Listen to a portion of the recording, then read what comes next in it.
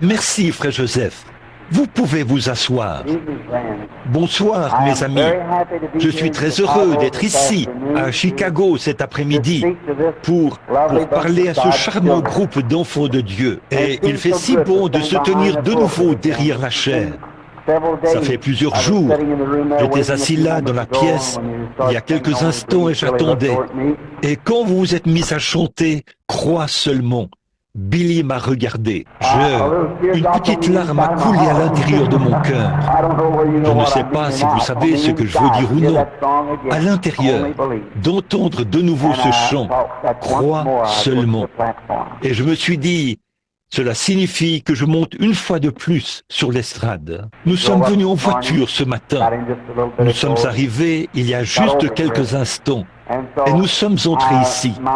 Ainsi donc, la raison pour laquelle je suis ici aujourd'hui, l'une des raisons, c'est bien sûr pour vous voir, chers amis. J'aime toujours venir à Chicago. Là, je me sens vraiment à l'aise. Je n'ai pas besoin de le dire cet après-midi, mais c'est la vérité. Et aussi de pouvoir rester, être avec mon frère Bosé. Et je l'ai entendu. L'autre jour, il m'a téléphoné et m'a dit « Peux-tu venir dimanche ?» Et j'ai dit « Non, cela m'est impossible, frère Joseph. » J'ai dit « Je suis juste... Ma femme va accoucher du petit d'un moment à l'autre. » J'ai dit « Je ne pourrais vraiment pas venir. » Il a dit « Eh bien, c'est que je vais voyager. Je vais outre-mer. » Et il a dit, j'ai dit, je viendrai pour dire adieu ou au revoir, comme on dit, à la manière des prédicateurs. Nous ne nous disons pas adieu les uns aux autres, parce que nous vivrons ensemble pour toujours. Alors, comme il voyage, nous lui disons simplement au revoir et lui souhaitons les bénédictions de Dieu. Et nous avons la possibilité de le dire ici, devant l'Église. Et aussi, je me suis dit que peut-être, comme j'ai cette possibilité de le dire devant lui et l'Église, d'habitude, lors des services de guérison que je fais, je n'ai pas l'occasion de m'exprimer, d'exprimer mes sentiments aux gens comme je le voudrais. Je voulais exprimer à cette Église cet après-midi, du mieux que je le peux, ce qui n'est pas d'une manière très raffinée, toute mon appréciation pour frère Bosé, votre pasteur. Et je vais le dire comme je le dis à ma femme. J'ai dit, voici un petit Suédois que j'aime vraiment. Il m'appelle Frère Branham, et moi je l'appelle Joseph. Alors vous savez à quel point nous sommes amis. Et c'est un garçon que nous attendons. Il s'appellera aussi Joseph. C'est vrai. Alors nous apprécions vraiment frère Joseph.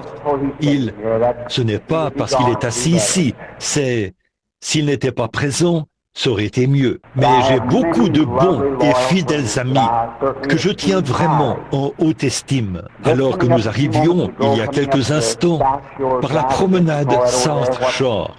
Je suppose que c'est comme ça que vous appelez cette route-là, ce que Billy et moi étions en train de parler.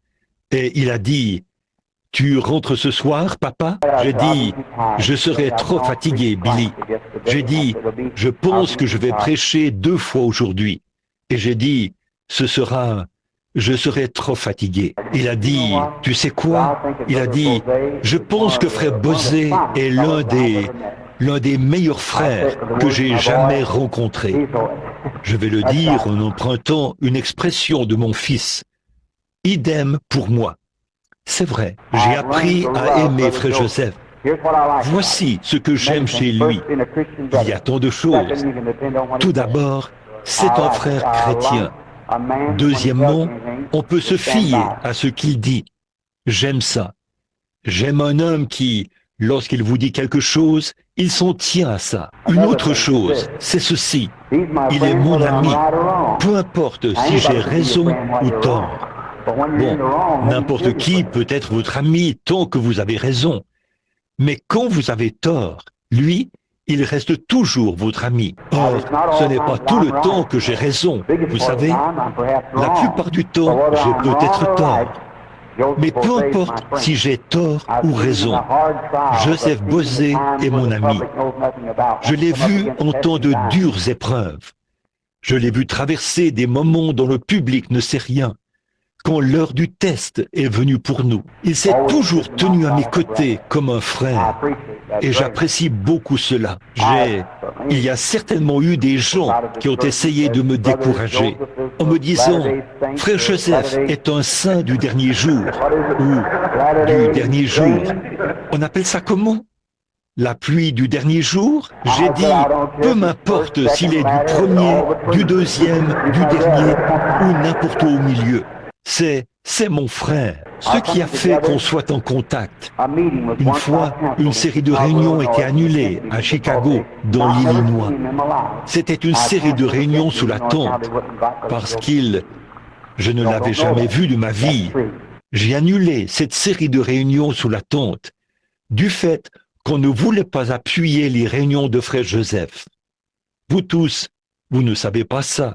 Mais c'est vrai, je venais de rentrer de Stockholm, en Suède, et le groupe qui était avec moi a dit, j'ai dit, est-ce qu'on a l'entière collaboration de toutes les églises?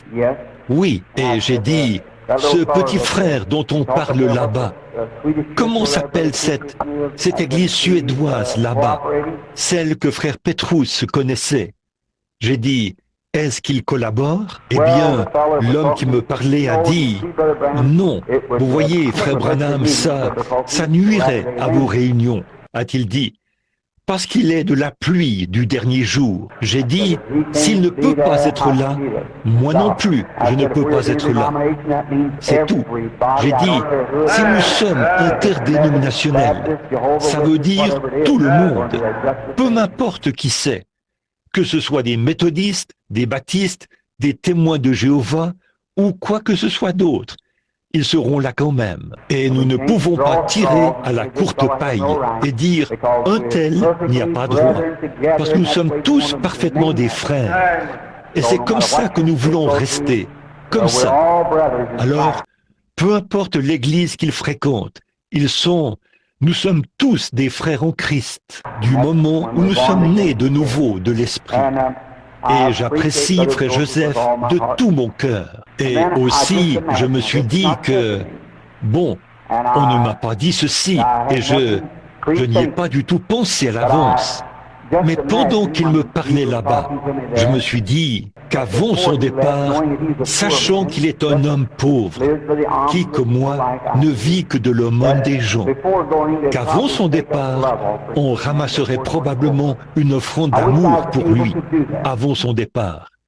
J'aimerais pouvoir le faire. Je lui ai demandé il y a quelques instants, j'ai dit, frère Joseph, est-ce que tu vas ramasser une offrande d'amour pour toi-même? Il a dit, je vais peut-être le faire, frère Branham, ce soir. Ils vont probablement... J'ai dit, je souhaiterais pouvoir la ramasser pour toi, frère. Mais je dis, tu te retrouverais sans le sou si je le faisais. Mais j'ai dit, j'aimerais simplement... Vous ne m'avez jamais entendu mentionner ces choses sur l'estrade, parce que je n'ai jamais ramassé d'offrande de ma vie. Mais frère, tout ce que je pourrais faire pour aider cet homme, je le ferai. Et je vais vous dire pourquoi. Quand je me suis retrouvé dans une situation difficile, vous tous, vous n'en savez rien du tout, mais vous l'avez fait. Une fois, j'étais ici, je m'en allais outre-mer. Je faisais des préparatifs et j'étais sur le point de partir. Il me manquait $2000 pour pouvoir payer le billet. C'est vrai, pour pouvoir payer le billet. Mais par la foi, comme Dieu m'avait appelé, j'y allais. Et Joseph, par inspiration, je ne lui en avais pas du tout parlé, mais par inspiration, il s'était avancé là et avait présenté la situation aux gens. Il n'avait forcé la main à personne. Il avait simplement dit que nous allions outre-mer, que nous avions besoin d'argent pour cela, ou quelque chose comme ça. Et il avait ramassé cette offrande à Chicago. Par la foi, nous avons comblé le manque. J'ai acheté les billets le lendemain et je suis parti. Je voulais dire, que comme il va outre-mer, tout ce qui sera fait ce soir, puisse le Seigneur, qui est bon, le bénir abondamment et l'envoyer. Bon, peut-être qu'il n'est jamais allé dans cette région-là auparavant. Y es-tu déjà allé, frère Joseph, dans la région où tu vas? Il ne se rend pas non plus compte de ce qu'il attend. Je sais bien que c'est difficile quand on arrive en Afrique. Je prie que Dieu soit avec mon frère et qu'il le bénisse en toutes choses. Et puisse-t-il gagner des âmes à Christ là-bas. Et j'espère que le Seigneur, qui est bon, lui permettra d'avoir la série de réunions la plus fructueuse qu'il ait jamais eue de toute sa vie, et qu'il reviendra à Chicago étant rafraîchi et tout, et prêt à vous apporter les nouvelles d'un grand réveil. Ceci fera de lui un missionnaire. Quand il partira cette fois-ci, je sais que ça vous semble un peu étrange, à vous qui êtes des autres églises. Écoutez, vous, un missionnaire n'est pas quelqu'un qui change de nation pour y vivre. Un missionnaire, c'est quelqu'un qui va et qui revient. Paul était le plus grand missionnaire que le monde ait jamais connu. Pas vrai? Si vous formez simplement un homme et que vous l'envoyez là-bas et qu'il y établit sa demeure, il y reste toute sa vie. Il aura simplement changé de nation. Ce n'est pas un missionnaire, ça. Un missionnaire va d'un endroit à un autre endroit, puis à un autre endroit. Et Paul faisait le tour complet, puis il revenait, et il repartait. Il faisait le tour et il revenait. Donc Paul était un missionnaire. Frère Joseph, que Dieu te ramène donc sain et sauf en tant que missionnaire. Il te ramènera. Que le Seigneur te bénisse. Et à vous, chers amis, qui êtes ici à Chicago, j'allais peut-être vous demander ceci. Y a-t-il des malades parmi nous aujourd'hui? Si oui, veuillez lever la main. Quelqu'un? Alors nous aurons peut-être une réunion de prière ce soir. On prierait pour les malades. Aimeriez-vous qu'on ait la prière pour les malades ce soir? Que tous ceux qui aimeraient qu'on ait une réunion pour prier, eh bien, très bien. C'est bien. Alors, nous prierons pour les malades ce soir. Je vais laisser quelques cartes ici pour qu'on les distribue vers 18h30 ou quelque chose comme ça. Et vous pourrez venir chercher votre carte de prière et nous prierons pour 18 heures? Oui, très bien. Alors, à 18 heures ce soir, ce sera très bien, très bien. Maintenant, tout d'abord, si Billy Paul m'entend, qu'il aille regarder dans la voiture pour voir si nous avons des cartes de prière. Si nous n'en avons pas, en as-tu? As-tu quelque chose dont tu peux te servir pour en fabriquer quelques-unes? S'ils n'en ont pas? Très bien. D'accord, ce sera très bien. Très bien. Et ce soir, nous allons prier pour les malades. Bon, cet après-midi, il commence à se faire tard. Et nous n'arrivons pas à commencer. Vous savez comment nous sommes, un peu lents à démarrer et ensuite lents à nous arrêter. Mais j'aime vraiment venir ici vous parler, chers amis. Et allez-vous prier pour ma femme bien-aimée? Le ferez-vous pour le petit enfant qui va naître? Pauvre petite femme, elle vit certainement des moments difficiles. Et nous comptons sur lui, celui qui est invisible, pour l'accouchement. Maintenant, dans l'évangile de Jean, j'aimerais lire juste quelques mots et vous parler pendant quelques instants. Oh oui, eh bien, merci frère. Ainsi donc, nous allons essayer de terminer dans une trentaine de minutes, si le Seigneur le veut. Je tiens à vous parler aujourd'hui. Lisons dans les Écritures, dans Jean, ou pas dans Jean, dans 1 Jean, chapitre 1. Bon, je vois que mes amis Léo et Jean sont ici, deux jeunes hommes de votre voisinage, ici, qui font des enregistrements. Et en passant, ces jeunes hommes vont à toutes les réunions et font des enregistrements et les ont sur bande. J'ai envoyé acheter une bande pour... Quelqu'un avait prêché une prédication l'autre jour et j'ai envoyé acheter la bande. Oh là là, j'ai pensé que j'allais acheter tout le pays pour me procurer cette bonde. Environ $9 pour une bonde. Je me suis dit, ouh, voilà. J'ai posé la question à ces jeunes hommes. J'ai dit, qu'en est-il de ceci? Eh bien, oh, quelle différence entre ça et ce qu'ils proposent. Et ils ont tous les messages, et ainsi de suite. C'est de la bonne vieille nourriture sassafras, de pain de maïs. Mais ça vous fera du bien. Ça vous aidera beaucoup. Cela m'a mené sain et sauf jusqu'ici. Je suis prêt à prendre cela. J'y ai fait confiance dans les ombres même de la mort. Cette religion à l'ancienne mode, elle m'a sauvé. Ce n'est peut-être pas aussi raffiné que ça devrait l'être, mais je veux que les bénédictions de Dieu soient avec moi.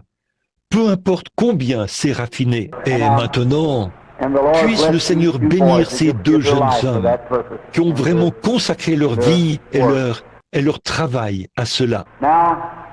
Maintenant, nous commencerons à lire à partir du verset 5 jusqu'au verset 7 inclus. La nouvelle que nous avons apprise de lui et que nous vous annonçons, c'est que Dieu est lumière et qu'il n'y a point en lui de ténèbres. Si nous disons que nous sommes en communion avec lui et que nous marchions dans les ténèbres, nous mentons et nous ne pratiquons pas la vérité.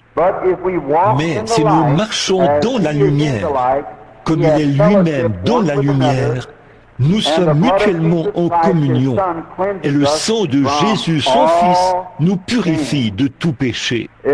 N'est-ce pas beau? Maintenant, pouvons-nous courber la tête un instant?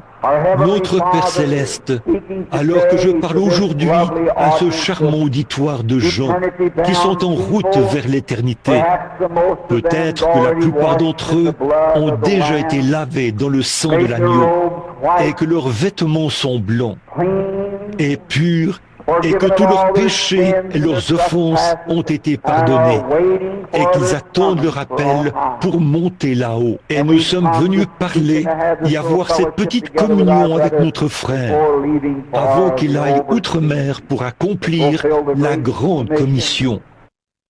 Allez par tout le monde et prêchez la bonne nouvelle à toute la création. Bénis notre très cher frère, Seigneur, dans sa mission. Bénis cette petite église qui est là à attendre son retour, qui attend en prière son pasteur bien-aimé. Bénis son adjoint qui prendra la place, tous les anciens et les gens. Bénis la lecture de l'Écriture. Et donne-nous maintenant d'être en communion avec toi, maintenant même, autour de la parole, car nous le demandons en son nom. Amen. Maintenant, je vais parler de la parole et de l'expression en communion. Alors que j'étais en chemin, je me suis dit que ce serait peut-être un merveilleux moment pour parler pendant quelques instants sur le fait d'être en communion. C'est l'une des choses les plus glorieuses. Tout le monde désire être en communion. Aujourd'hui, les gens disent, voudriez-vous venir passer un petit moment avec moi à la maison? Passons simplement quelques moments de communion. Aussi, bien des fois, les hommes d'affaires disent, voudriez-vous venir prendre un repas avec moi aujourd'hui, à l'heure du dîner? Ou aller prendre un petit repas ensemble, manger un morceau de tarte ou quelque chose, passer un moment de communion, manger, être en communion va de pair avec manger. Et pendant que nous parlerons cet après-midi, puisse le Saint-Esprit de Dieu prendre la parole de Dieu et nourrir chaque âme affamée ici. Manger accompagne la communion. Et l'homme ne vivra pas de pain seulement, dit le Seigneur, mais de toute parole qui sort de la bouche de Dieu. Alors le Saint-Esprit aime manger, être en communion avec le croyant. Quel moment! Nous sommes tous rassemblés autour d'une grande table maintenant, où les bonnes choses de Dieu sont empilées très haut. Dans ces abondantes bénédictions, Dieu a tout ce dont nous avons besoin, toutes les vitamines, tout ce dont nous avons besoin pour faire de nous des chrétiens bien robustes, en bonne santé, rempli de son esprit, lavé dans son sang. Quel moment où nous pouvons être en communion. Et avez-vous déjà réfléchi à ce vieux proverbe qu'un homme avait prononcé un jour? Ma mère avait l'habitude de l'employer très souvent. Qui se ressemble s'assemble. C'est vrai, observez les oiseaux. Vous ne verrez pas les colombes et les charognards ensemble, parce qu'ils ne peuvent pas manger la même nourriture.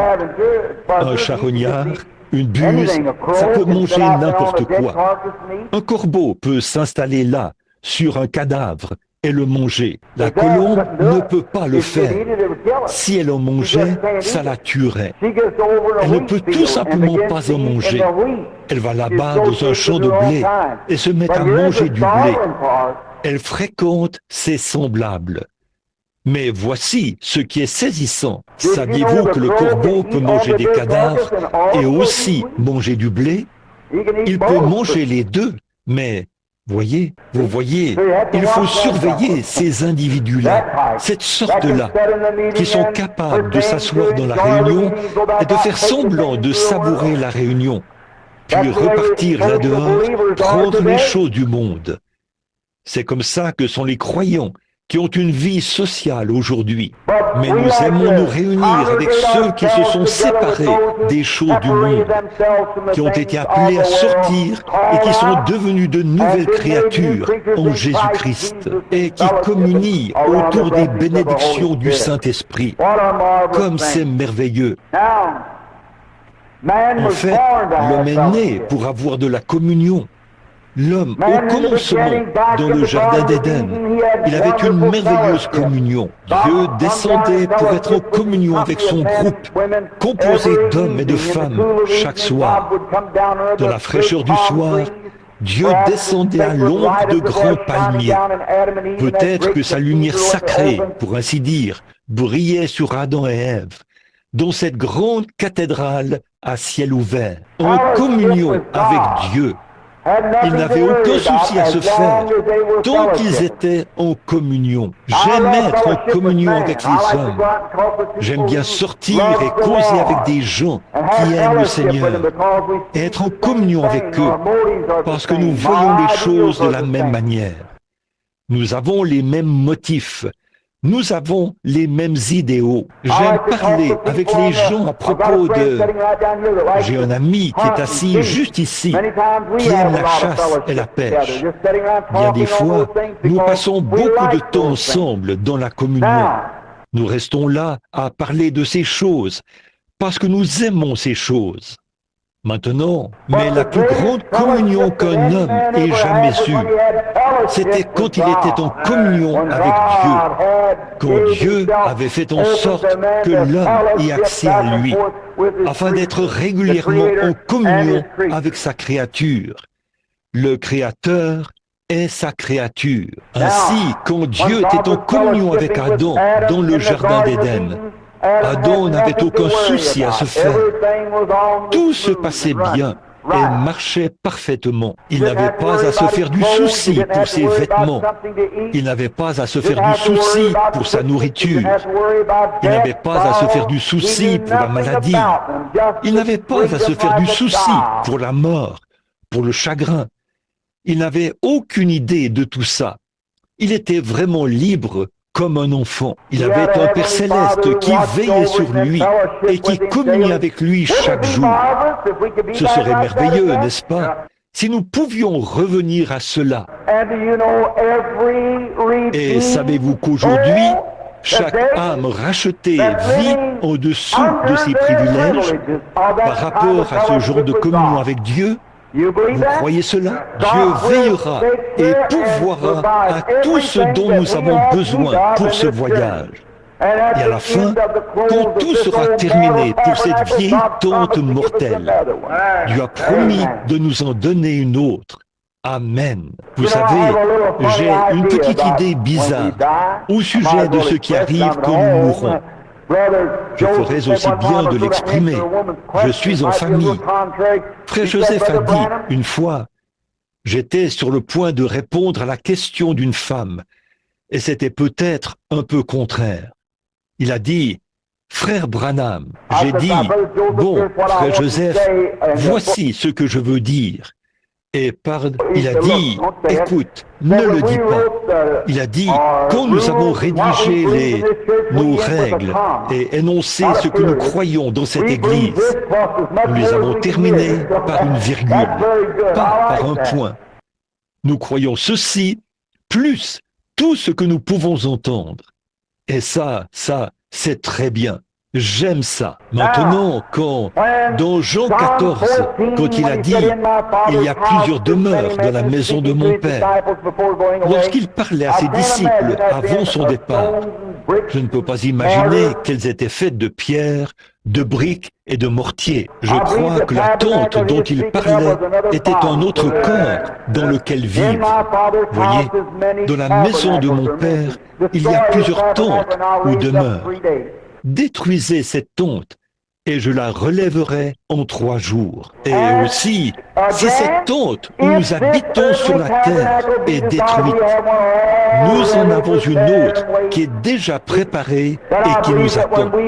Voyez? Alors je crois que il y a quelques jours, j'étais au mont Wilson, Palomar plutôt, là-bas en Californie, ce grand observatoire où l'on peut voir à 120 millions d'années-lumière. Et ils observent le temps. Oh, la science est embrouillée dans sa théologie, je vous le dis.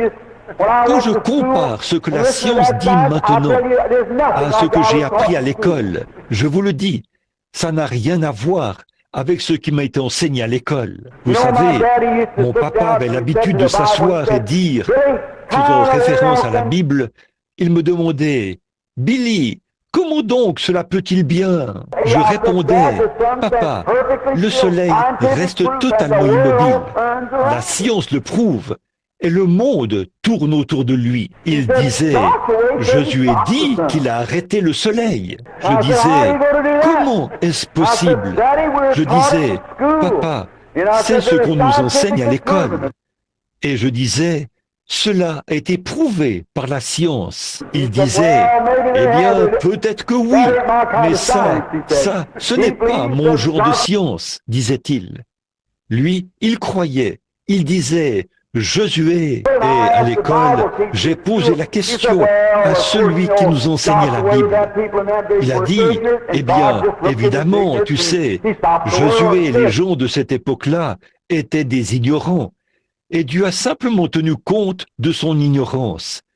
Et c'est plutôt le monde qu'il a arrêté. Mais maintenant, ils doivent revoir cela. Le soleil fait sa révolution. Le soleil tourne lui aussi. Cela est prouvé par la science.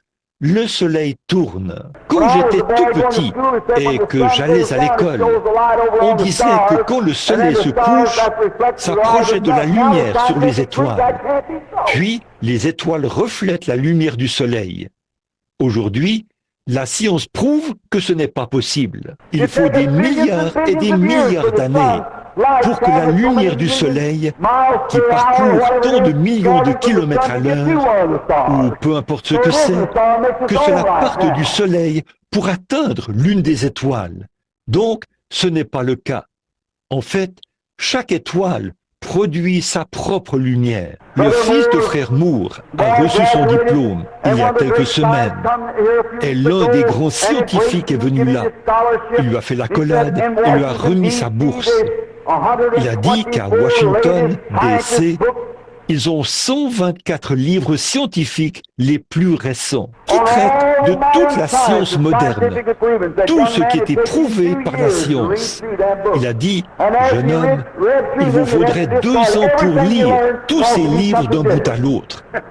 Et après les avoir tous lus d'un bout à l'autre, il vous faudrait mettre au rebut tout ce que vous y auriez appris. Parce que quelque chose de différent serait présenté. Quand il a dit ça, j'ai poussé un petit « Amen » là. Mais je me suis dit que je pouvais me lever et dire ceci. Mais j'ai ici un livre sur lequel on n'aura jamais à faire de compromis. Même après que des âges et des âges auront passé, il sera toujours le même. parce qu'il est inspiré. Ils sont obligés de revenir à cela chaque fois. Oh, n'essayez pas d'apprendre, de rendre vos cheveux gris en essayant d'étudier la science.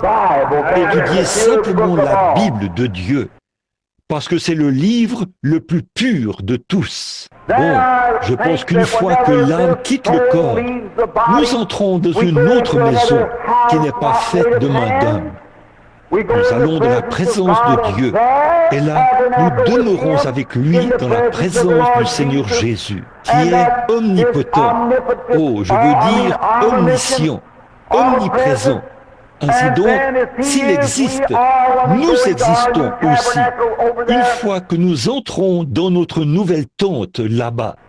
Si donc il a dit, là où 2 ou 3 sont assemblés, je serai au milieu d'eux.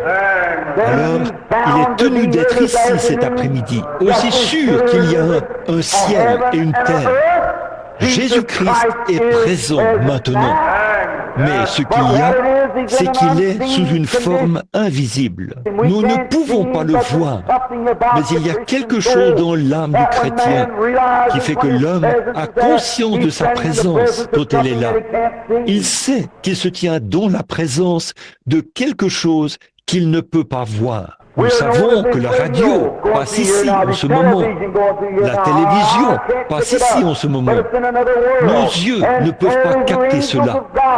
Mais c'est dans un autre monde. Et de la même manière, cet après-midi, il y a des anges de Dieu qui sont placés dans cette salle et qui veillent. Les anges de Dieu comptent autour de ceux qui le craignent. Jésus est toujours présent, tout le temps. Il veille sur nous. Et nous savons que c'est la vérité. Je pense à la fois où Élisée était là-bas à Dothan et que Géasi est sorti à regarder et a dit « Oh, c'est toute l'armée des Syriens. Regarde-les.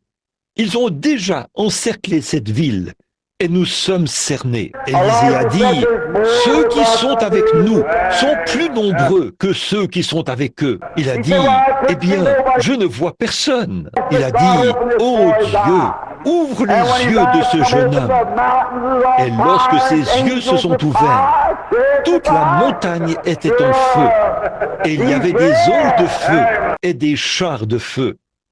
Certainement, il est ici. Et quand les croyants chrétiens peuvent croire qu'au présent, maintenant même, nous sommes assis ensemble, assis ici dans les lieux célestes en Jésus-Christ. En Jésus-Christ. Communion. Amen. Autour de la parole de Dieu. Alors que le Saint-Esprit est ici, prenant la parole de Dieu donnée par vision et la plaçant dans chaque cœur. Comme ça, pendant que la parole sort et que chaque croyant la reçoit. Oh, si nous pouvions nous tenir là et réclamer les privilèges que Dieu nous a donnés. C'est à ce moment que Dieu peut enfin retirer l'os de poulet du dos de quelqu'un pour placer en lui une vraie colonne vertébrale du bon vrai évangile. Quelqu'un qui prend position pour la vérité. Peu importe combien la situation peut sembler sombre, Dieu a laissé les jeunes Hébreux entrer tout droit dans la fournaise ardente avant de faire le moindre geste. Il est toujours là. N'ayez pas peur. Il est toujours présent.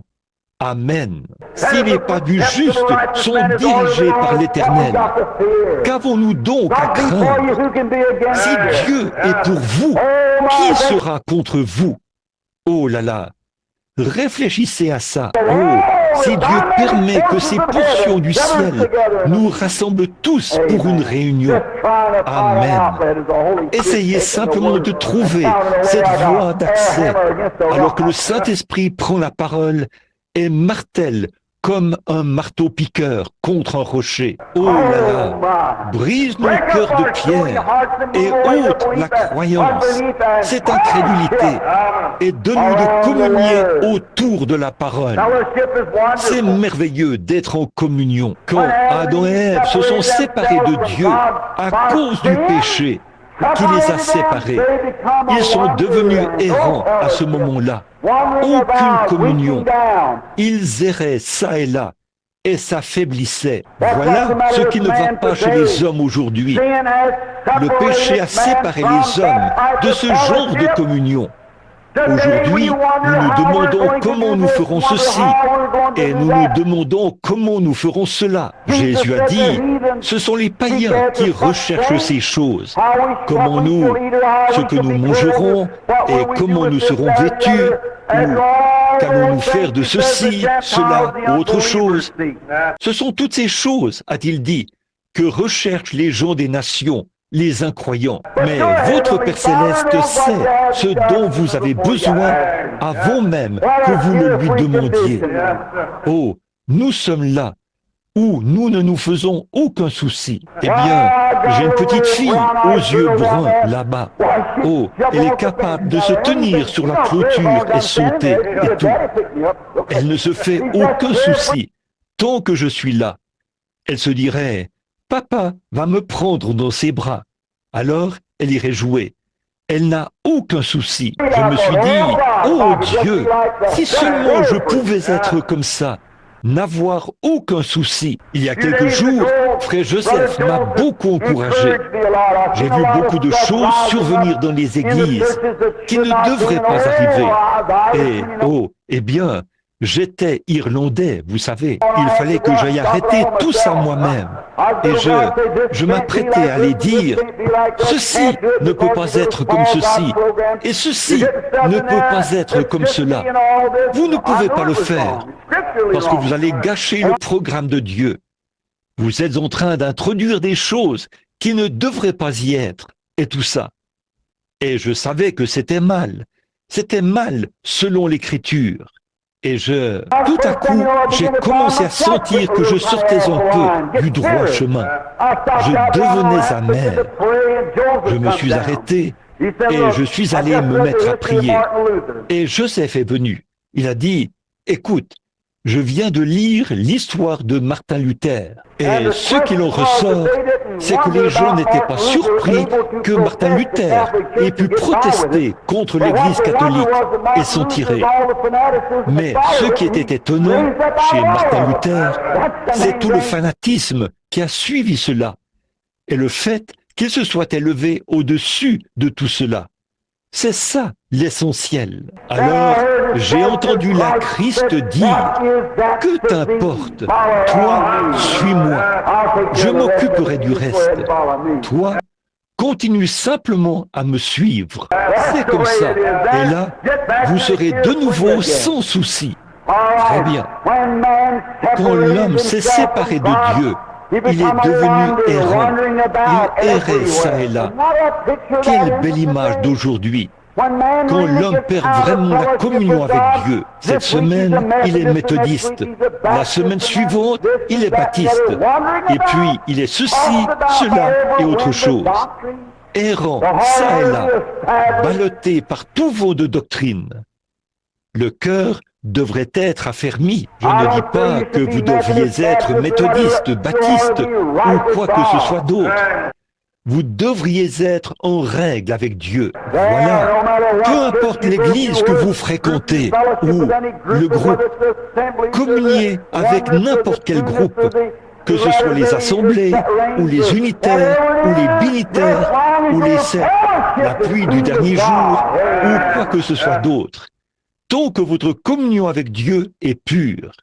Amen. La Bible dit que nous, le sang de Jésus-Christ, nous purifie de tout péché. Et alors, nous sommes en communion les uns avec les autres. Amen. J'aime ça. Oh là là. La manière. Alors Dieu a vu que l'homme n'était plus en communion.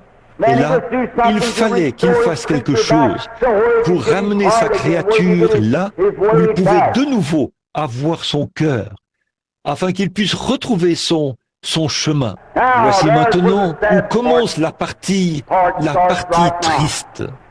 Eh bien, depuis le commencement du temps, l'homme a essayé de remplacer cette communion par quelque chose d'autre. Et aujourd'hui, nous disons certainement que tout le monde vienne adhérer à notre Église. C'est nous qui l'avons. Les méthodistes veulent croire qu'ils l'ont. Les baptistes qu'ils l'ont. Les catholiques qu'ils l'ont. Les presbytériens qu'ils l'ont. Les pentecôtistes qu'ils l'ont. Les apostoliques qu'ils l'ont. Et là, ils ont formulé une déclaration de credo. Et ils ont cette église-ci établie avec un tas de credos. Et ils prétendent que c'est par ce moyen-là qu'on est en communion. Écoutez, vous ne pouvez pas être en communion par ce moyen-là. Vous pourriez adhérer à toutes les églises qu'il y a dans le pays et ne quand même pas être en communion avec Christ. Là-bas, au commencement, Dieu a conçu son unique plan lorsqu'il a tué un agneau ou une brebis et a accueilli la race humaine à bras ouverts pour qu'elle revienne à la communion. Et ça, c'était par le sang. Amen. Maintenant, on entend tellement peu parler du sang aujourd'hui. Nous parlons toujours d'autres choses. Nous parlons des événements du jour et de la bombe atomique. Ces choses sont très bien, mais frère, pour moi, sans effusion de sang, il n'y a pas de rémission des péchés. Et lorsque le sang est correctement appliqué, le péché est éliminé et l'homme retrouve la communion avec Dieu.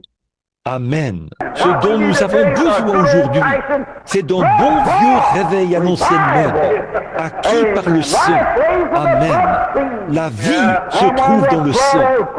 Et quand le sang de Christ nous purifie de toute iniquité, alors nous sommes en communion avec Dieu. Vous pouvez vous repentir ou vous avancer et faire une confession, vous soumettre à 6 mois d'abstinence, vous faire asperger à l'aide d'une salière, faire partie de l'église méthodiste.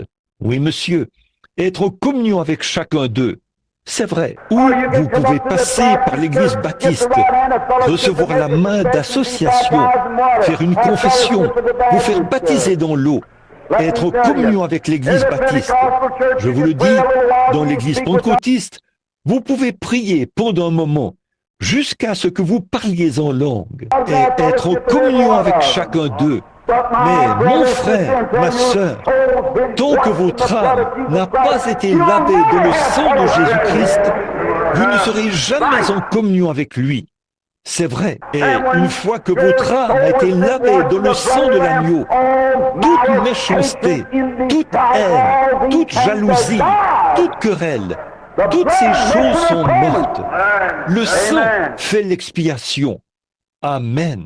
C'est pour cela qu'aujourd'hui, dans nos associations pentecôtistes, dans nos différentes associations du plein évangile, nous faisons vraiment n'importe quoi. Nous avons tellement de gouffres et tout ça au sein de notre corps, parce que nos différents ismes et les choses plutôt se sont installés. C'est dû au fait que l'un se retire et devient ceci, l'autre se retire et devient ceci, et l'un se retire et commence une dénomination ou une organisation. La raison même de cela, c'est que le cœur de la personne n'était pas en règle avec Dieu au départ. Dieu veut que nous formions tous un seul corps de croyants, baptisés du Saint-Esprit. Amen. Oh là là, pour rencontrer les gens, Dieu les a accueillis d'une seule manière. Il les a accueillis à bras ouverts. Le rétablissement, le retour à la communion dont on était jadis déchus, c'est le sang. C'est par le sang qu'on a la communion. Le rétablissement de la communion avec Dieu. Adam ne pouvait pas remplir la condition avec sa propre théologie. Il s'est cousu des feuilles de figuier, mais ça n'a pas marché. Il a formé sa propre organisation. Il a formé sa propre dénomination, mais ça n'a pas marché. Et aujourd'hui, quand je suis passé en voiture à côté de votre colonie de nudistes, ici, là, sur la route qui mène ici, ils ne peuvent même pas attendre que le soleil commence à chauffer. Ils étaient tendus là, sur la plage, tout nus, les hommes et les femmes ensemble. Ils avaient l'air d'un groupe de je ne sais quoi. Et peut-être que chacun d'eux fait partie d'une église quelque part, où ils récitent quelques prières avec un chapelet, ou chantent la doxologie quelque part. Peut-être qu'ils sont dans des chorales et vont s'étendre là comme ça. Cela montre qu'on a laissé tomber quelque chose. Des gens qui ont une moralité, des personnes sensées n'agiront pas de la sorte. Frère, c'est vrai. Si jamais vous avez une parcelle de Christ dans votre cœur, vous vous tiendrez loin de ce genre d'endroit. Amen. Bon, oui, il se peut que ça ne soit pas d'accord. Il se peut que vous ne soyez pas d'accord avec ça. Mais mettez ce cœur-là en règle une fois et voyez ce que Dieu fera. Je vous le dis, même ma pauvre petite fille, qui n'a que 2 ans, est sortie de la pièce là-bas, hors d'heure. L'autre jour, elle est sortie dans la cour et il y avait là une femme qui tondait le gazon, vêtue de ces petits vêtements horribles. Et cet enfant de 2 ans est entré et a dit « Oh papa, cette dame a oublié de porter sa jupe. » Voilà, c'est ça. Vous voyez, même un enfant sait ce qu'il en est. Mais quand des hommes et des femmes laissent leur cœur s'endurcir, ce sont les démons, des puissances du diable. De tout temps, il n'y a eu qu'une seule chose qui déshabille les hommes. Les démons, qui déshabillent les femmes plutôt. C'est tout à fait vrai. Ou des hommes, l'un ou l'autre. On dirait une bande d'animaux préhistoriques, étendus là, tout nus, sans aucune conscience. La Bible dit qu'ils portent la marque de la flétrissure dans leur propre conscience. Et ces mêmes personnes, celles dont je parle en particulier et que je connais maintenant, cette personne chante dans une chorale. Oh là là, ils sont en communion avec leur groupe, certainement. Mais la communion avec Christ, oui monsieur, je sais que c'est fracassant, frère, sœur, mais que Dieu nous aide. Si l'église pentecôtiste ne revient pas au sang de Christ, vous êtes perdus. C'est vrai, revenez.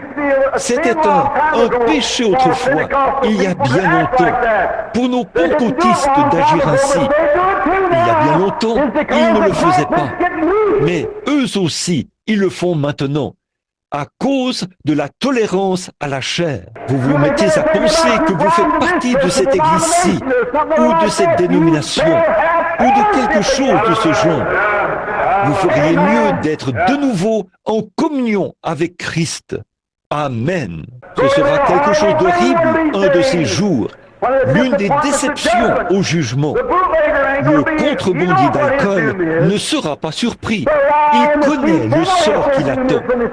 Le menteur et le voleur, ils connaissent le sort qui les attend lorsqu'ils se tiendront devant Dieu. Mais ceux qui seront désagréablement surpris, ce sont ceux qui font partie des églises pentecôtistes qui seront rejetés du fait qu'ils savaient ce qu'il en était.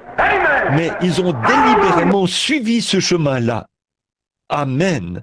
Alléluia. Ce dont nous avons besoin aujourd'hui, c'est d'un bon vieux réveil à l'ancienne mode qui secoue.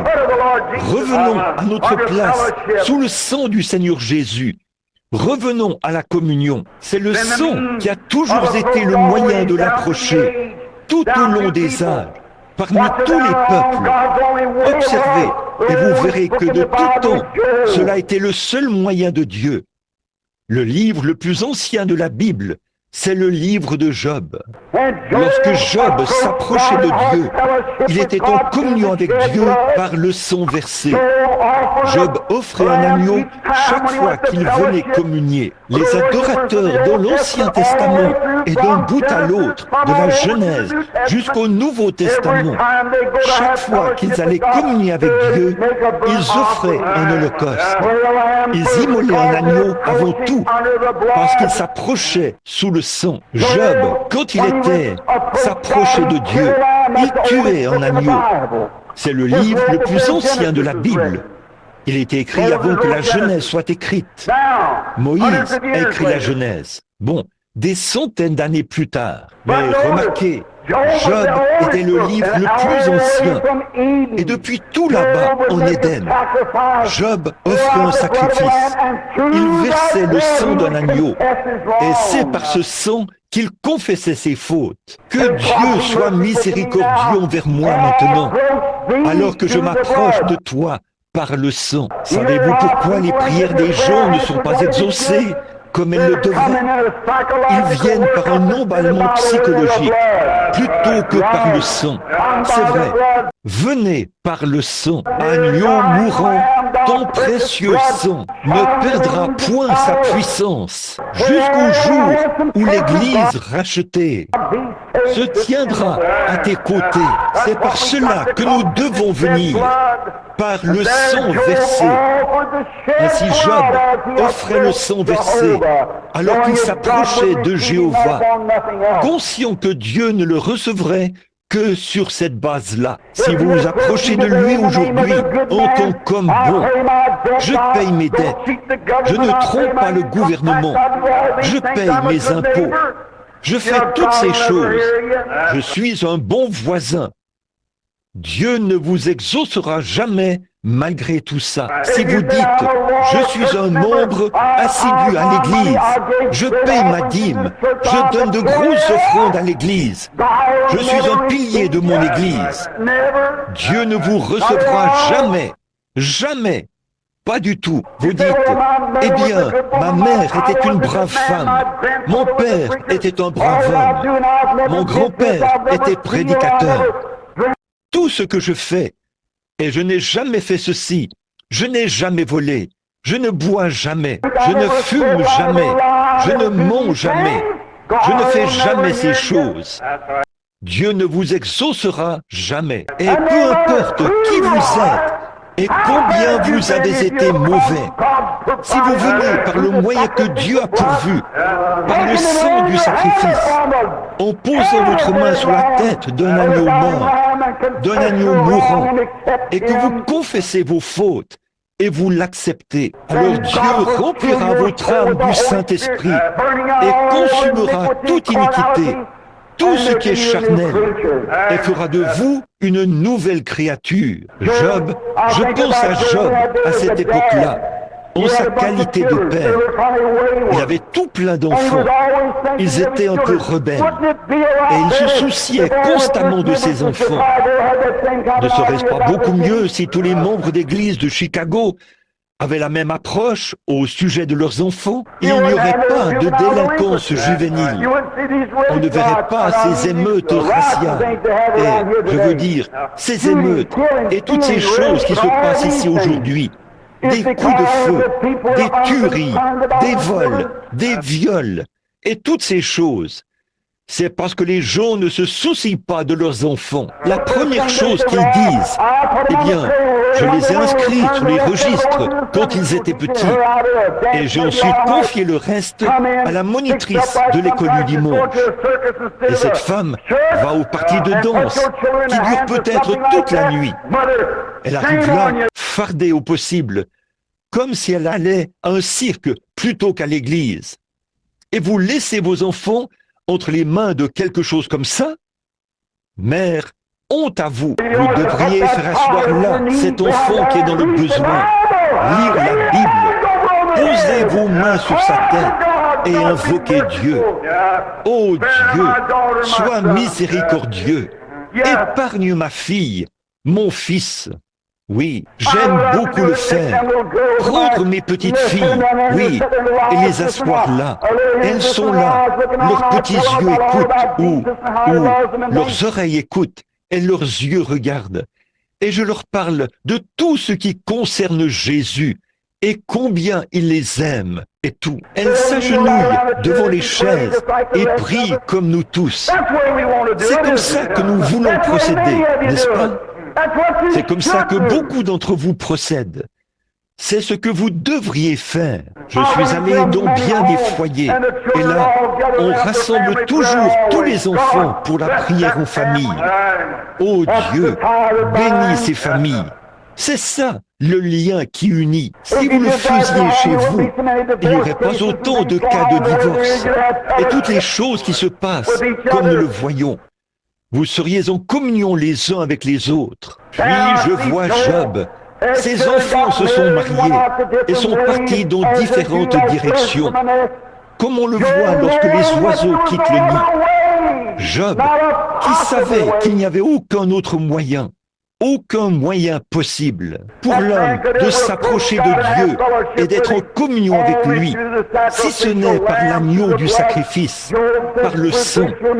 Job s'est dit, peut-être que mes enfants péchaient, je vais donc offrir un agneau pour eux. Quelque chose a dit à Job qu'il ferait mieux de se préparer, qu'il ferait mieux d'être prêt. Et quand il faisait l'offrande de l'agneau du sacrifice pour ses enfants, un jour, c'est arrivé. La tempête a déferlé et les a tous tués. Puis c'était le feu et tout, la destruction. Mais avant que cela arrive, Job s'était assuré que chacun d'eux était sous le sang. Amen. Le rejet. On le rejette aujourd'hui. Cette nation tue Christ aussi vite qu'elle le peut. Elle attriste le Saint-Esprit par des credos et des formes de religion. Et cela attriste le Saint-Esprit. J'ai lu, il n'y a pas longtemps, j'ai entendu quelque chose quelque part au sujet du passage de ce grand évangéliste, Billy Graham, en Écosse. Savez-vous ce qui cloche? Si les pentecôtistes travaillaient de concert, au lieu de se séparer et de faire les choses comme vous l'avez fait, vos services se dérouleraient comme ceux des baptistes. Mais les baptistes vous ont ôté cela. C'est vrai, ils ont un réveil en cours. Ils vont quelque part parce qu'ils ont jeté tout ce qu'ils avaient sur l'autel. Leurs prophètes, ils sont partis. Il reste derrière lui. Mais que quelqu'un des assemblées se lève aujourd'hui et avait environ 7000 places assises. J'avais environ 7000 personnes debout à l'extérieur et il en avait environ 3000. Permutons nos salles. Alors, quand je suis allé le voir, je me suis dit que c'était un petit garçon qui se tenait là, qu'il réciterait une petite comptine, une comptine pour enfants. Jésus, un petit bébé né dans une crèche. Mais quand j'ai vu ce petit garçon, oh, c'était différent. Ce petit enfant était à peu près haut comme ça. Je ne savais même pas que c'était le petit David. Il a jeté son veston, a pris un sujet et a prêché comme un prédicateur. Dieu était vraiment avec lui. J'ai dit, voilà un petit garçon que Dieu a envoyé. Maintenant, si vous, les papas de l'Église, l'encadrez et ne le laissez pas s'enfler d'orgueil, et que vous ne le laissez pas s'enfuir avec un tas d'argent, et que vous l'encadrez, et que vous exercez sur lui la bonne influence, il sauvera des milliers de petits-enfants. Mais un matin, j'étais là-bas, dans l'Oregon, à Grants Pass, dans l'Oregon, devant frère Hall et les autres. J'ai dit, regardez bien, ça ne marchera pas. J'ai dit à certains membres du groupe, j'ai dit, qu'en est-il de faire venir le petit David dans une ville comme celle-là pour le faire? Eh bien, ont-ils dit, il est unitaire. J'ai dit, peu m'importe ce qu'il est, Dieu est avec lui. Eh bien, évidemment, là, les assemblées ont dû se procurer un petit David. Et l'Église de Dieu s'est procuré un petit David. Et bien vite, il y avait des milliers de petits David. Le principe même que Dieu essayait d'inculquer aux enfants, ils l'ont démoli. Ils ne connaissent pas leur jour. Le bœuf connaît la crèche de son maître, et le mulet connaît son étable. Mais mon peuple ne me connaît pas, a dit Dieu. C'est vrai. Ils ne connaissent pas le jour de leur visitation. La chose la plus drôle, ou la chose la plus étrange, c'est d'essayer d'amener le peuple de Dieu à voir le jour de sa visitation. Certainement qu'ils se sont mis à se rassembler autour d'une chose ou d'une autre, ou des personnalités, ou quelque chose de ce genre. Et ils ne savent pas comment s'y prendre. Ils ont placé leur communion sur une dénomination plutôt que sur Christ. Alors quand Job a vu ce qu'il avait fait à ce moment-là, le fait qu'il avait offert ce sacrifice, la Bible dit que ses enfants étaient réunis avec lui. Là, il avait fait des préparatifs. Une autre pensée, Israël, quand ils ont eu de la communion fraternelle, remarquez ce qu'ils ont fait. Avant que la grande destruction arrive, l'ange qui a détruit leur pays, l'ange destructeur, la première chose qui s'est produite, c'est qu'Israël a reçu l'ordre de prendre un agneau, de le tuer et de mettre le sang sur la porte. Et chaque famille devait entrer et manger cet agneau. La communion autour de l'agneau rôti. Manger le corps du sacrifice mort. Ce sacrifice qui est mort à leur place. Dieu a dit, quand je verrai le sang, je passerai par-dessus vous. L'ange de la mort ne pouvait pas les toucher, parce que le sang de l'agneau était sur la porte. Et ils étaient là, à l'intérieur, en train de prendre la communion, d'être en communion autour de l'agneau. C'est pareil dans notre cœur, quand nous appliquons le sang du Seigneur Jésus, qui ôte tout péché. Là, nous pouvons être en communion en mangeant la parole de Dieu, autour de la table de Dieu, communier autour des choses saintes. Quand vous prêchez la guérison divine, tous ceux qui sont en Christ disent « Amen ». C'est vrai. Quand vous prêchez que nous devons rejeter tout péché, toute méchanceté, toute dispute et tout, Amen, dit le vrai croyant. C'est vrai. Être en communion autour de la parole. Vous voyez ce que je veux dire? Bon, en tout temps, le seul endroit où Dieu a toujours rencontré, dit qu'il rencontrera toujours l'homme. Il n'a jamais promis de nous rencontrer dans les dénominations. Il n'a jamais promis de nous rencontrer autrement que par le sang versé. Israël, dans l'Ancien Testament, peu importe où il se trouvait, pour pouvoir adorer Dieu, il devait se rassembler dans un lieu commun de rencontre, qui était le tabernacle dans le désert. Chaque homme qui allait au sommet de la colline et qui voulait être en communion avec Dieu, il entrait dans le tabernacle, là, dans le désert, pour rencontrer Dieu.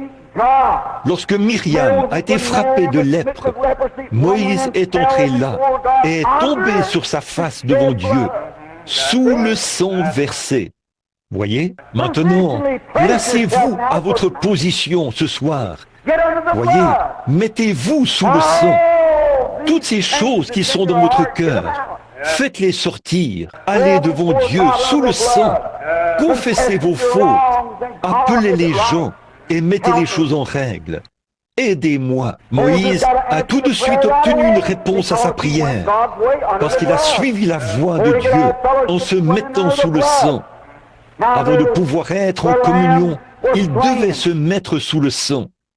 Maintenant, remarquez, l'agneau a été immolé. Dans l'Ancien Testament, ils avaient une vache rousse. Il a dit à Moïse, quand ils se sont mis en route, il lui a dit, maintenant, pourvois d'un moyen pour la purification du peuple pendant leur voyage. Car s'ils agissent mal, ils vont perdre la communion. Et avant qu'ils puissent être en communion, je veux que tu prépares pour eux les eaux de séparation. Ainsi donc, Moïse a reçu l'ordre de prendre une vache rousse, une jeune vache. Maintenant, je veux vous faire remarquer que le mot rouge signifie quelque chose. Pour vous et moi, le rouge signifie le danger. Mais dans la Bible, le rouge signifie la rédemption. La rédemption par le sang, d'un bout à l'autre, de la Genèse à l'Apocalypse.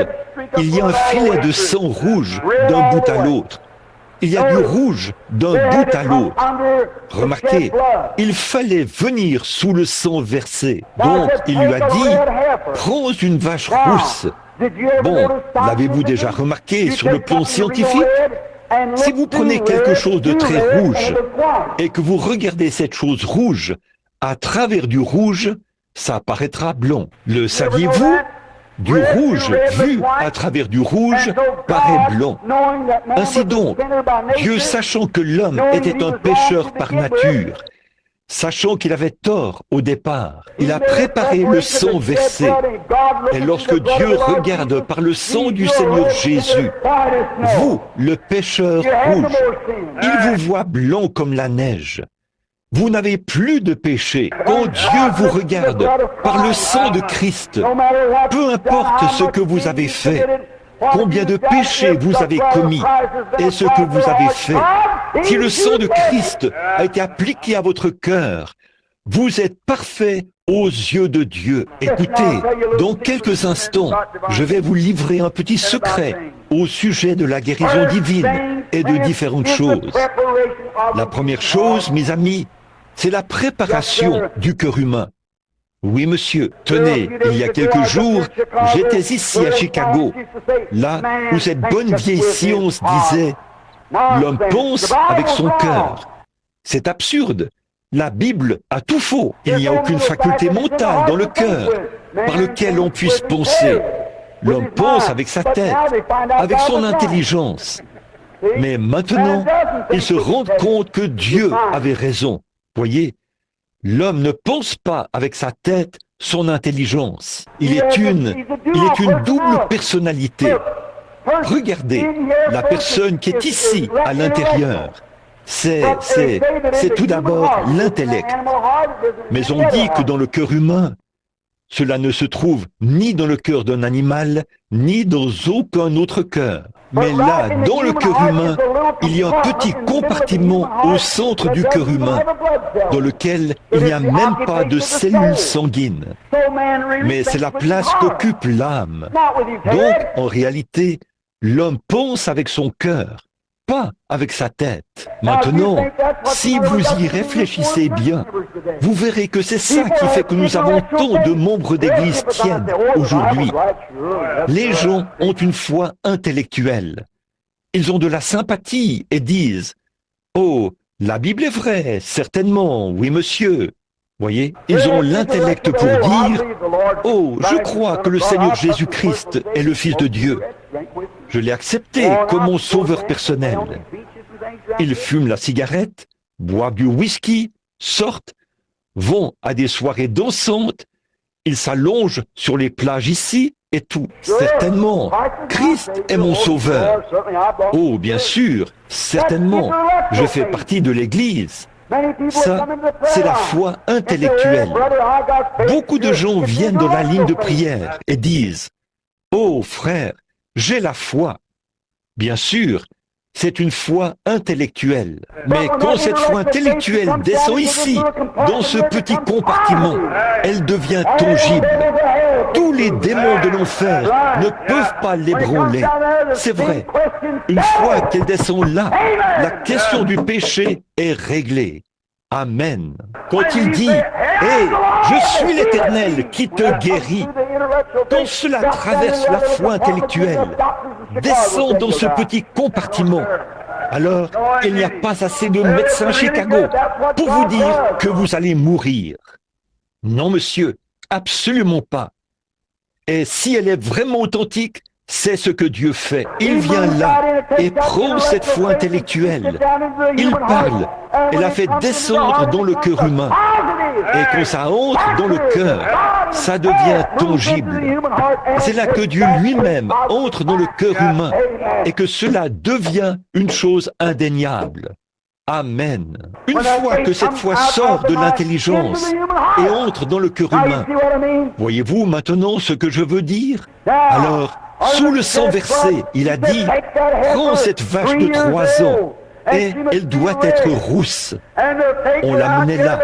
Il fallait avant tout qu'on n'ait jamais mis de joug à son cou. Oh, j'aime vraiment ça. Maintenant écoutez, ceci pourrait brûler, roussir et grésiller. Mais il vaut mieux le vivre juste pendant un petit moment que de le vivre pour toujours. Regardez, cette vache représentait Christ. Et Christ n'était pas sous le joug de quoi que ce soit. Amen.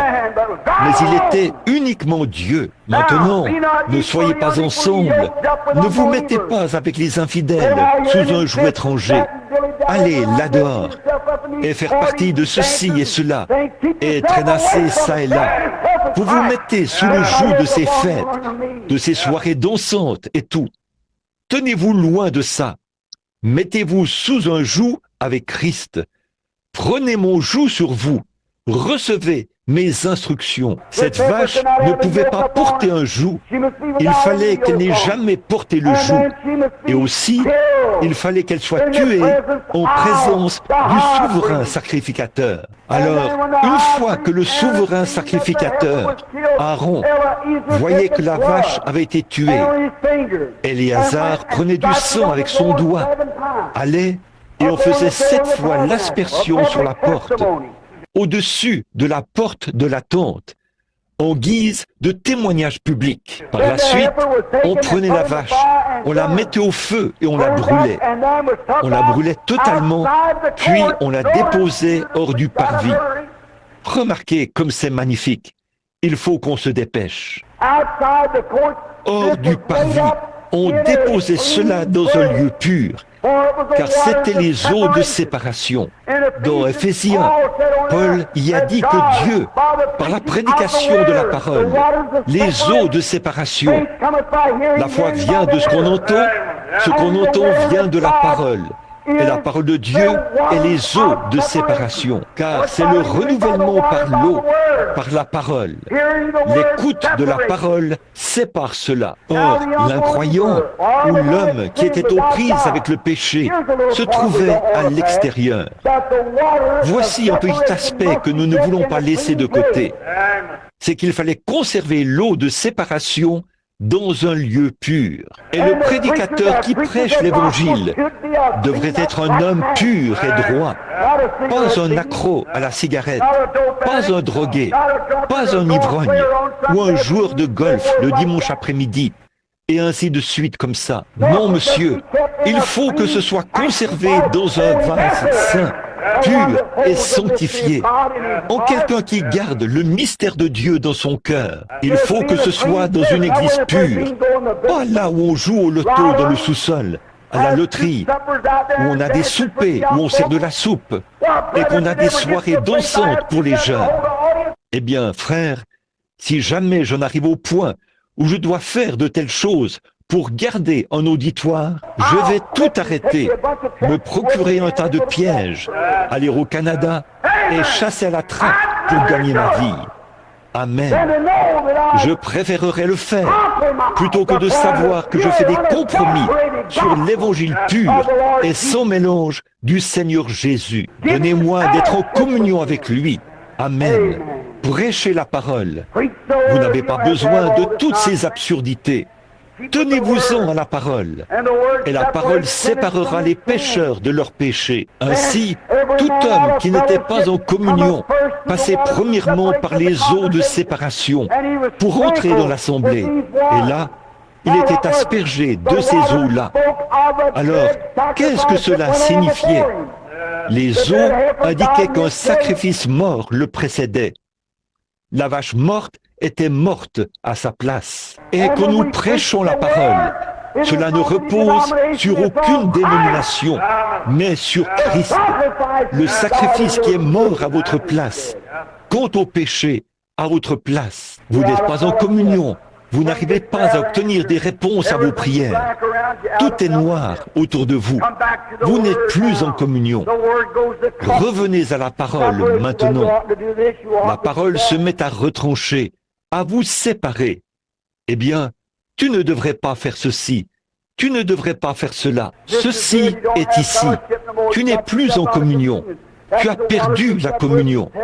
C'est l'eau de séparation qui vous dit ce que vous devriez faire. Et immédiatement après que le croyant avait fait cela, la chose suivante qu'il faisait, c'est qu'il s'avançait. Il entrait. Un croyant maintenant, il s'avançait. Lorsqu'il arrivait près de la porte, il regardait et voyait 7 traces de sang, ce qui signifiait que le sang l'avait précédé. Là, il venait sous ces 7 traces de sang. Il y entrait sous le sang, et à ce moment-là, il était en communion. Vous le voyez? En communion avec Dieu. Il n'y avait de communion nulle part ailleurs. Et tout ce qui se passait dans la tente, lors de la justification de notre parvis, la sanctification à l'autel, le Saint-Esprit derrière le voile, où il entrait et reposait là. Toutes ces choses était une image de Christ. Peu importe à quel point ils avaient formé des organisations. Corée avait formé une organisation. Il a dit, il y a plus d'hommes saints que Moïse. Alors, nous allons simplement partir. Dieu a dit, sépare-toi de lui tout de suite, parce qu'il a transgressé le programme de Dieu. Voyez, la communion ne se faisait qu'à un seul endroit, sous le sang versé. Maintenant, chrétiens, écoutez attentivement. Regardez, il n'existe pas de communion en dehors du corps de Jésus-Christ. Vous ne pouvez pas être en communion avec Dieu. Ce n'est pas étonnant que les gens ne croient pas à la guérison divine. Ce n'est pas étonnant qu'ils ne puissent pas croire à un réveil à l'ancienne mode envoyé par Dieu. Ce n'est pas étonnant qu'ils ne puissent pas croire à ces choses qui purifie le cœur de l'homme. Vous devez premièrement entrer dans la communion pour pouvoir comprendre ces choses. Entrez, écoutez la parole. Elle vous sépare, vous là. Ensuite, venez sous le sang et entrez dans le corps de Christ. En fait, la tente était le type parfait de Christ. Démolissez cet édifice. Je le rebâtirai en 3 jours. Voyez ? Il était alors, par un seul esprit, nous entrons tous dans le corps de Christ, conduits par le Saint-Esprit. Et ensuite, nous venons sous le sang. Toute la question du péché a été réglée à l'extérieur, par la prédication de la parole, par le sacrifice de l'agneau à l'autel. Et maintenant, nous sommes en communion avec Christ et nous pouvons entrer et communier avec tous les autres. Nous entrons rejoindre ceux qui sont en Christ à l'intérieur de l'édifice. Ceux que vous traitiez autrefois d'exaltés. Autrefois, vous disiez, il est fou, il a perdu la tête. Mais une fois que vous êtes venus sous le sang versé et que vous êtes en communion, vous allez vers cet homme qui autrefois criait trop fort selon vous, ou vers cette femme après qui vous avez crié, que vous avez entendu pousser des cris ce soir-là, ce voisin dont vous avez parlé, ou qui est venu vous parler de la guérison divine. Vous désirerez ardemment lui serrer la main, à lui et à elle, et communier autour de la parole. Pourquoi vous êtes venus sous le sang? Sans effusion de sang, il n'y a pas de pardon du péché. Quelle que soit votre bonté, l'Église dont vous faites partie, le credo que vous récitez, les prières que vous faites, à moins de venir sous le sang, vous n'êtes toujours pas en communion avec Dieu. Ce serait merveilleux, n'est-ce pas?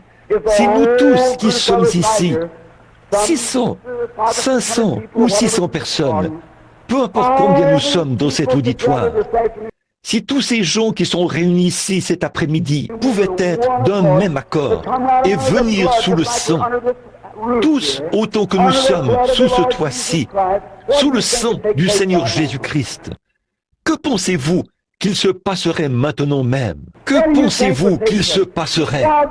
Eh bien, dans les 5 minutes qui suivent, il n'y aurait plus un seul malade parmi nous. Oh là là, le pécheur qui est assis à côté de vous se sentirait tellement repris dans sa conscience qu'il ne pourrait même plus rester tranquille. Le Saint-Esprit qui vient, les eaux de séparation qui sont répandues, l'Évangile, alors qu'on prêche le Seigneur Jésus-Christ dans son sacrifice suprême, et la puissance de guérison qui se déverse à travers le calvaire, eh bien, nous passerions des moments merveilleux, n'est-ce pas? Ce serait merveilleux, n'est-ce pas? Si nous pouvions tous entrer en communion. Combien aimeraient faire partie de cette communion? Levez la main. Maintenant, mes amis, écoutez. Cet après-midi, j'ai dit des choses tranchantes à propos des organisations. Maintenant, ce n'est pas que je suis contre les organisations. Dieu sait que c'est la vérité. L'organisation, ça m'importe peu. Mais ce qu'il y a, c'est que quand vous pensez que c'est l'organisation qui va faire quelque chose pour vous, ce n'est pas vrai. Le sang de Jésus-Christ est la seule chose qui puisse faire quelque chose pour vous. C'est vrai. Ainsi, quand ce sang entre dans votre cœur, toute votre conception mentale change. Parce que, dès ce moment, vous pensez à partir d'ici. Voyez, c'est ici que Christ vient, dans le cœur. Et vos pensées sont positives. Ce n'est pas, eh bien, mademoiselle Jones a dit qu'elle pouvait aller à une soirée dansante, que ça ne la tracassait pas. Voyez, vous pensez à mademoiselle Jones. Mais quand ça se trouve dans le cœur, vous pensez au Seigneur Jésus, à ce que lui, il ferait. Vous voyez, toutes vos pensées reviennent ici. Et c'est ce dont nous avons besoin aujourd'hui, de cette merveilleuse communion du Seigneur Jésus-Christ. Que Dieu soit de retour au milieu de nous et qu'il nous parle. Maintenant, écoutez, bon, si ces étoiles sont... L'autre jour, là-bas, à l'observatoire, j'observais le temps. Je veux vous faire part d'une pensée juste avant de terminer. Si ces étoiles, ils m'ont dit qu'il faudrait pour moi la lumière pour voyager, je ne sais plus combien de milliers d'années. En termes de vitesse, voyageons à la vitesse de la lumière qui voyage aussi rapidement pour arriver sur cette terre. Des milliers de milliers de milliers de milliers d'années pour que la lumière atteigne cette terre en partant d'une de ces étoiles. Et nous pouvons voir à 120 millions d'années-lumière. Et au-delà de cela, il y a autant d'étoiles qu'ici. Combien de temps faudrait-il à un ange pour partir de là, pour se rendre ici? Maintenant, si vous parlez du ciel ou du moment où nous mourrons et que vous dites que nous allons quelque part là-haut, qu'on ne peut même pas voir, ne pouvez-vous pas voir que Dieu a caché la gloire à l'œil naturel? Nous sommes assis ici dans les lieux célestes. Maintenant même, le Saint-Esprit est ici. Maintenant même, Christ est ici. Pour ce qui est du corps que nous recevons lorsque nous partons d'ici, c'est que nous entrons dans une autre dimension, dans un lieu béni auprès du Seigneur Jésus. Et lorsque Christ reviendra dans son corps physique, qu'il reviendra sur la terre, ces esprits reviendront et revêtiront un corps tout neuf. Et nous vivrons pour toujours. Amen. Oh là là, si les gens pouvaient saisir que des anges marchent dans ces allées maintenant même, et que Christ, le Fils de Dieu, est en train de se déplacer dans le bâtiment. Oh là là, quelle différence! Vous êtes dans sa présence. Et lorsque votre esprit est rempli à bloc, hermétique à ce monde extérieur, et comme un aimant ou un récepteur dans un poste de radio, une fois que ce gadget-là est rempli à bloc ou magnétisé à ses paroles, il se déploie jusqu'à ce qu'il y ait un contact réel avec le récepteur. Et cela les rend tangibles. La radio émet des paroles qui passent ici. Nous ne pouvons pas les entendre avec nos oreilles. Elles sont... Nous ne pouvons pas les capter, mais le récepteur qui se trouve à l'intérieur du poste de radio capte cela. C'est pareil pour la télévision. Ça devient tangible. Et quand notre foi intellectuelle descend dans le cœur, et qu'elle est tellement chargée à bloc du monde invisible, que chaque parole de Dieu devient une vérité absolue. Vous voyez ce que je veux dire? Quand Dieu dit quelque chose, ça résonne là-dedans. Exactement comme ça se passe avec le récepteur de la radio. Et la chose devient parfaite. Dieu a dit, « Je suis l'Éternel qui te guérit ». Cela règle la question. Amen. Ça rend la chose réelle. Je serai avec toi, même en toi, jusqu'à la fin du monde.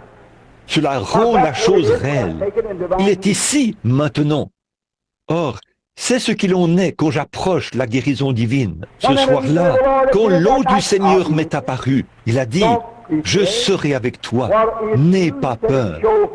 Il m'a dit ce qu'il ferait.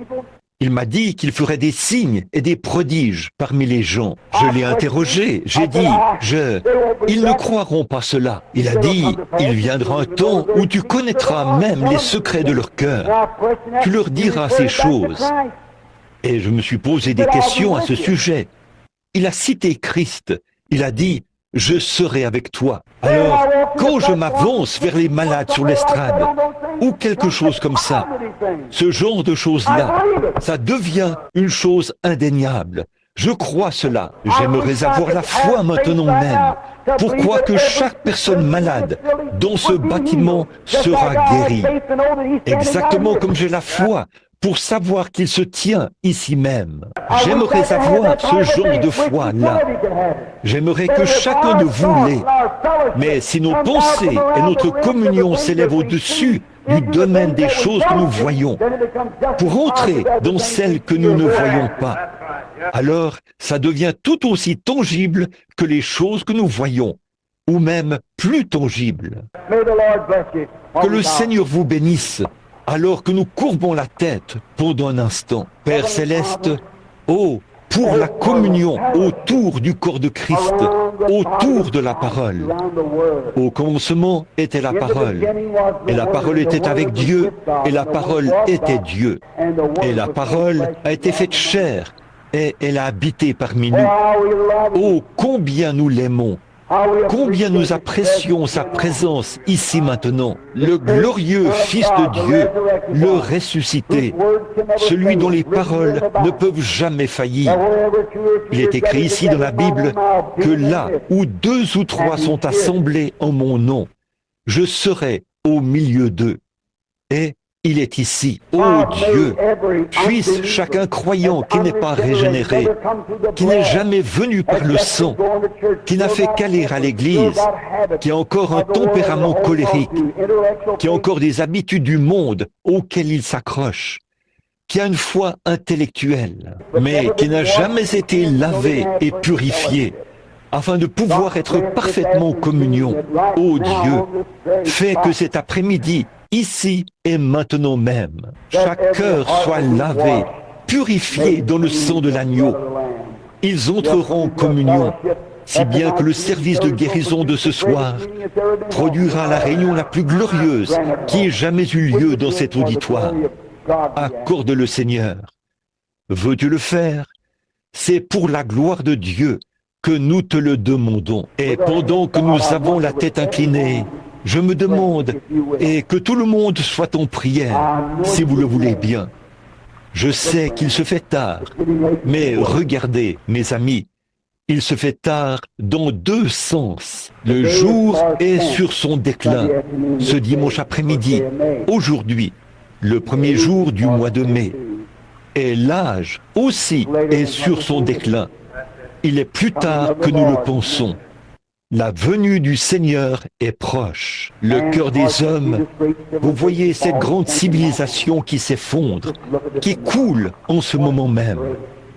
Regardez donc cette Amérique. Quelle honte! Regardez ce que Jésus a dit. Dans les derniers jours, tout comme au jour de Noé, ils marieront leurs enfants et tout. Regardez les tribunaux de divorce en Amérique. Ils sont plus nombreux que dans toutes les nations réunies. Regardez l'immoralité. Regardez la perversion. Les clubs de perversion sexuelle sur la côte ouest et partout ailleurs. Des milliers de milliers y vont chaque année. La souillure, la saleté, l'impiété, l'usage naturel du corps est perverti en quelque chose d'autre. Ce sont des gens à l'esprit perverti. Les hommes sortent et se conduisent de la manière qu'ils le font. Les femmes portent ces espèces de petits vêtements. Ils ne pensent pas que c'est mal. Certainement pas. Leur esprit est perverti. Le diable s'est emparé d'eux. Ils ne le savent pas. Oh, quel jour! Croyant, es-tu sous le sang? Si tu ne l'es pas, pendant que ce soit uniquement le Seigneur Jésus et moi qui regardions ceci. S'il y a quelqu'un ici qui a le cœur honnête, qui est conscient, et que par la prédication de la parole, vous êtes parvenu à croire ceci, que vous avez tort, que quelque chose dans votre cœur vous dit que vous avez tort. Si vous avez encore ces choses, et que vous désirez ces choses, vous n'aurez pas nécessairement à les commettre. Il suffit que vous en ayez le désir.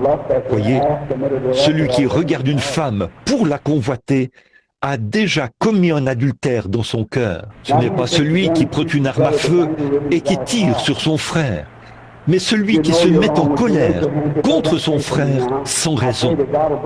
Si vous savez que vous avez tort, voudriez-vous lever la main? Dites, frère Branham, priez pour moi maintenant. Je prie que Dieu m'amène sous le sang, qu'il me donne une expérience à l'ancienne mode, et que mon cœur soit pur devant Dieu. Si cette personne est ici, voudriez-vous lever la main, maintenant même, avant que nous prions?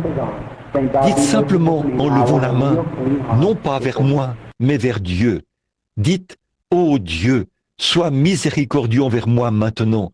Je veux avoir un cœur vraiment pur devant toi. Y a-t-il quelqu'un quelque part dans les balcons ou ailleurs? Que Dieu vous bénisse. Que Dieu vous bénisse. Et vous, que Dieu vous bénisse, madame. Que Dieu vous bénisse, madame. Que Dieu vous bénisse, monsieur. Que Dieu vous bénisse, mon frère. Que Dieu vous bénisse, ma sœur. C'est bien. Eh bien, que Dieu vous bénisse, mon frère. C'est ça. Soyez honnête avec Dieu. Bon, ce n'est pas à mon endroit. Vous ne levez pas la main vers moi, c'est vers Dieu.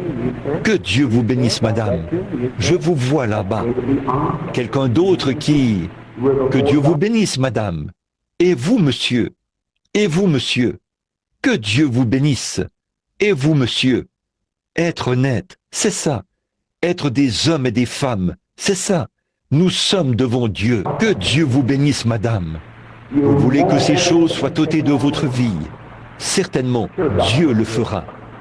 La seule chose que vous devez faire, c'est de le laisser le faire maintenant. Y en a-t-il un autre avant la prière, pendant que nous avons la tête inclinée? Dieu bien-aimé, ô Père, ces âmes humaines, nous sommes conscients, Seigneur, que celui qui nous jugera ce jour-là est ici, dans le bâtiment. Pas même un passereau ne peut tomber dans la rue sans que le Père le sache. À combien plus forte raison sais-tu que ces gens qui ont levé la main sont sincères?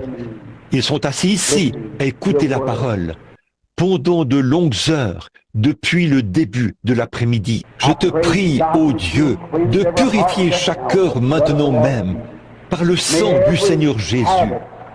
Fais que chaque habitude, chaque péché qui fait oppression ou quoi que ce soit d'autre qui ne va pas chez ces chères personnes, je te prie, ô Dieu, d'ôter cela d'eux maintenant même.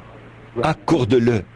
Puissent-ils devenir des chrétiens humbles et doux, qui haïssent l'iniquité et qui aiment la justice. Accorde-le, Père. Ô Sauveur béni, guide-les. Maintenant, Père, puisse chaque personne ici recevoir une grande foi maintenant même.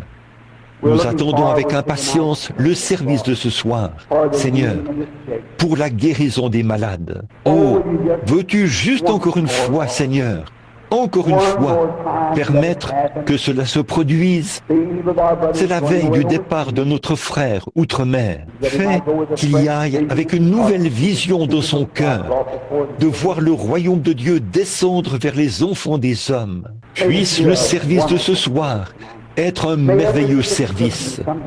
Puisse chaque personne malade qui franchira la porte de Christ être parfaitement rétablie. Veux-tu l'accorder, Seigneur?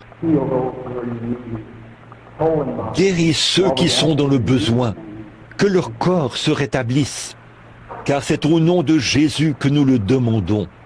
Amen. Ça fait pas mal de jours que je suis à la maison. J'ai eu beaucoup d'ennuis et tout. Vous savez comment c'est quand on est à la maison. Je suis resté éveillé toute la nuit d'avant-hier jusqu'à l'aube.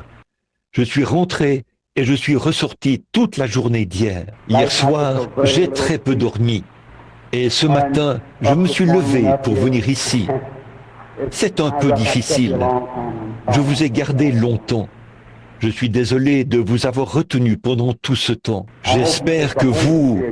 C'est le Saint-Esprit. Je l'ai constaté. Je veux dire ceci, si je préférerais vous donner un tout petit bouton de rose maintenant, plutôt qu'une couronne entière après votre départ.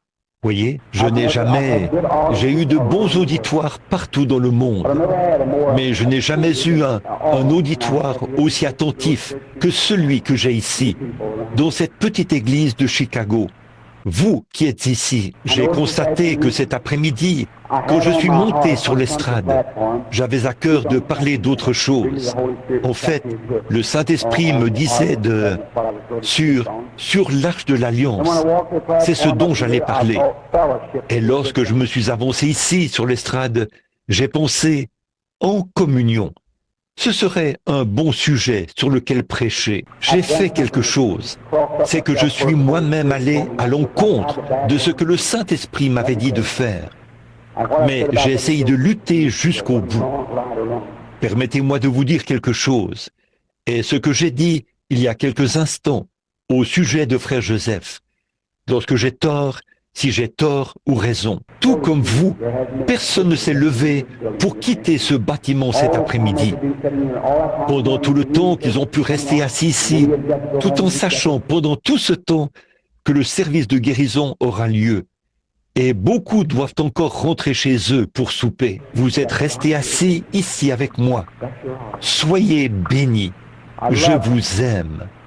Je me souviendrai de vous devant Dieu. Et vous vous en êtes tenu strictement à cela. Même quand vous me voyez lutter, vous voyez, c'est ce que je veux dire. Quand il m'arrive d'avoir tort, voyez, quand j'ai tort, maintenant, je prie que Dieu vous donne tout ce dont vous avez besoin, chaque désir de votre cœur. Et puissiez-vous, combien ici veulent être guéris ce soir? Levez la main. Tout le monde dans le bâtiment. Que Dieu vous bénisse. Oh là là, que sa grâce soit avec vous. Maintenant, si vous devez rentrer chez vous, pourquoi ne pas aller vous reposer un peu? Puis, revenez un peu plus tard pour prendre une carte de prière, afin de venir ce soir pour qu'on prie pour vous. Je crois que nous aurons une réunion merveilleuse. Pas vous? Amen. Amen. Que Dieu vous bénisse. Je remets maintenant la réunion à frère Joseph. Je vous reverrai dans quelques heures.